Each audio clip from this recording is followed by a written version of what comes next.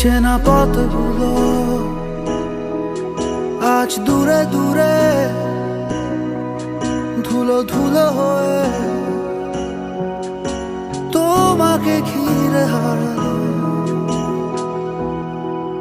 সেই পুরনো ঘর, পুরনো চাদর, সব স্মৃতি হয়ে দক্ষিণ হাওয়ায় ভাসলো, দক্ষিণ হাওয়ায় ভাসলো।